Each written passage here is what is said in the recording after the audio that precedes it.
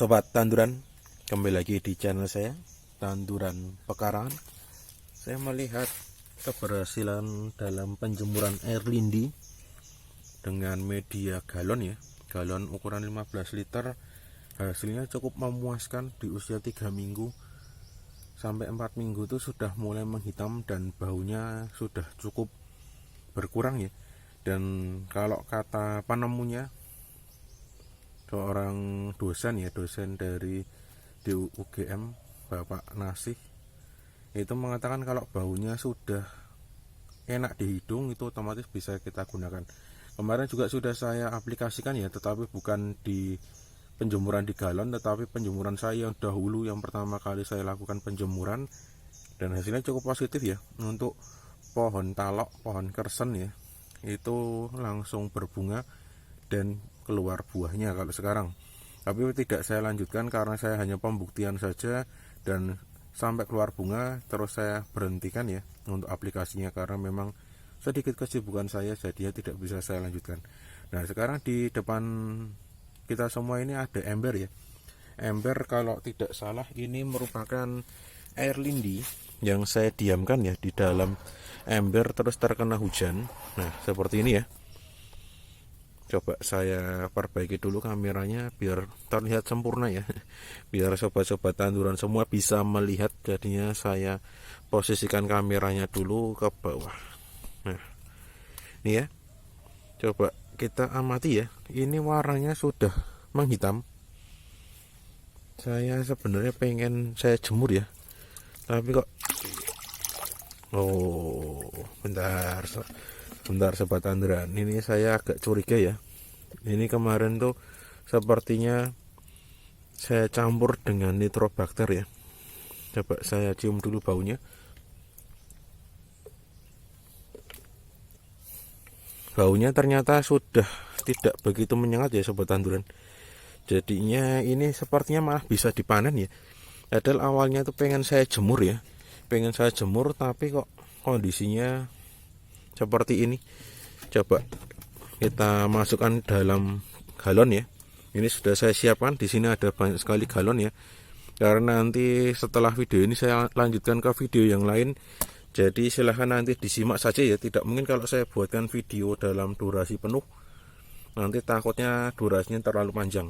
Nah, ini coba saya pindahkan dulu ke dalam galon ya, kondisinya seperti apa.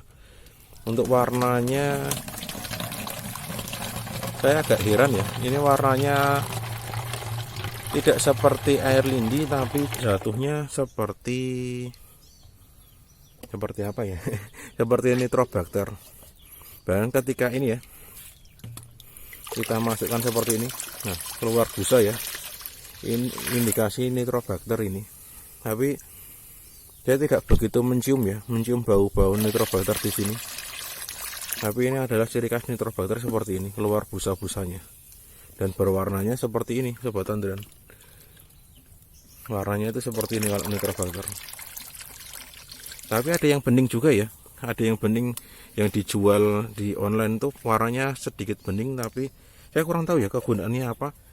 Tapi karena saya belum pernah untuk membelinya dan belum pernah saya coba ya. Jadi bukannya saya meremehkan, merendahkan produknya orang lain, tapi terus terang belum pernah saya coba, jadinya saya tidak bisa komentar lebih jauh. Tapi kalau nitrobakter yang saya buat dari kotoran hewan itu sudah saya aplikasikan dan hasilnya sangat bagus ya. Oke, sambil saya teruskan untuk mengisi ya. Ini memang sengaja saya saring karena tadi itu ketika saya buka di awal ya, itu kok ada jentik nyamuknya, makanya saya saring saja. Dan sepertinya ini tidak akan saya jemur ya sobat tanduran, karena penjemuran itu kan fungsinya untuk mengurangi bau ya. Dan ternyata ini baunya sudah hilang. Kalau ditanya ini dicampur dengan nitrobakter berapa lama, nanti silahkan di scroll saja ya di video saya, itu sudah ada. Kalau memastikan yang jelas 1 bulan lebih ya. Kalau untuk efektif, aplikasi belum saya gunakan juga, jadinya saya tidak bisa berkomentar jauh ya. Kalau sekedar air lindi biasa saya bisa berkomentar jauh karena memang sudah saya buktikan, tapi kalau yang ini belum, jadinya saya tidak berani komentar yang banyak. Takutnya nanti saya komentar sudah banyak-banyak, tetapi hasilnya yang tidak sesuai harapan sobat-sobat tanduran semua. Dan ini kalau dilihat memang kalau diisi seperti ini, terus terang memang tidak ada bau sama sekali ya. Ini coba nanti di akhir video saja saya cobakan isi ya, cobakan saya cek kira-kira kepekatan berapa, pH-nya berapa. Semoga nanti hasilnya sesuai harapan ya.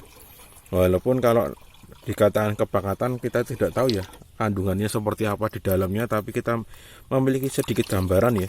Dengan besar harapan kalau itu adalah sebuah nutrisi, jadinya kita bisa pastikan saja nanti kita gunakan untuk mengkocor dari tanaman-tanaman yang kita miliki di pekarangan. Nah, ini saya selesaikan, saya isi sampai penuh, nanti langsung saya cek saja ya. Ternyata ini kok lebih banyak ya. Lebih banyak, ternyata tidak hanya 1 galon. Nanti kalau saya selesaikan sampai habis, takut durasi video terlalu panjang, jadinya kurang menarik ya.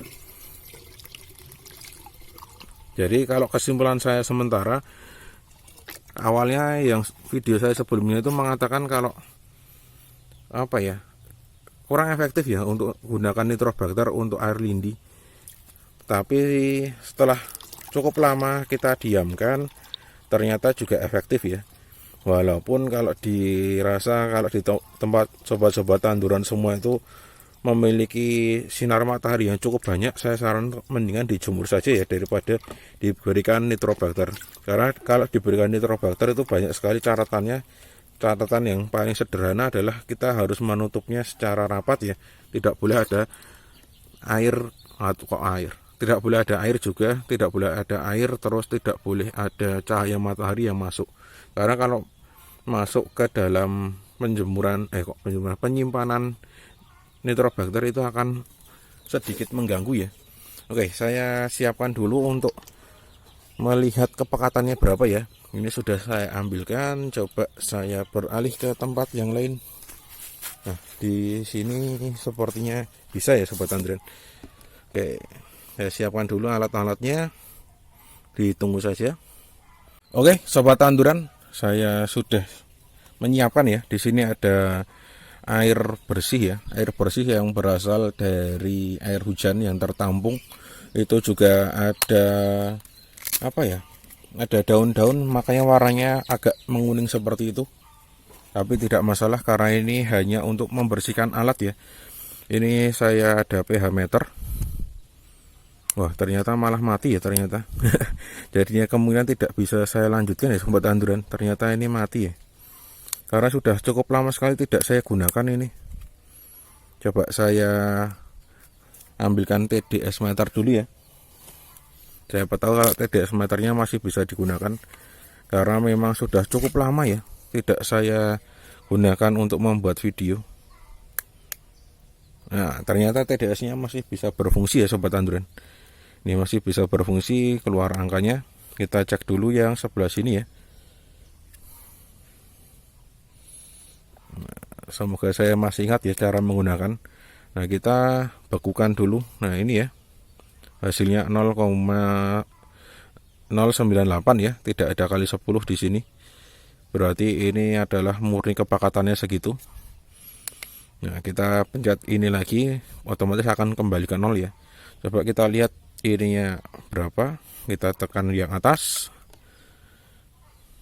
Nah, 2 berapa ini? Tidak terlalu terlihat kalau di 260 ya, ada tulisan kali 10 di sini kelihatannya. Ada tulisan kali 10 kecil sekali. Berarti sekitar 2600-an ya untuk kepekatan dari ini. Kalau kepekatan 2600 ya cukup lumayan ya. Kalau kita gunakan untuk mengkocor itu paling kita gunakan bisa 1 ini atau 2 gelas seperti ini ya. Nanti diencerkan kurang lebih kita encerkan dengan 20 atau 10 liter ya, 10 sampai 20 liter air. Nanti kita kocorkan sesuai keinginan kita. Maksudnya kalau kondisi tanahnya itu sangat kering, kita bisa kocorkan lebih. Kalau agak basah kita sedikit kurangi. Jadinya kita tentukan saja kira-kira, karena belum tentu ya tempat saya dengan tempat sobat tanduran itu bisa sama. Jadinya tidak ada acuan baku ya sobat tanduran.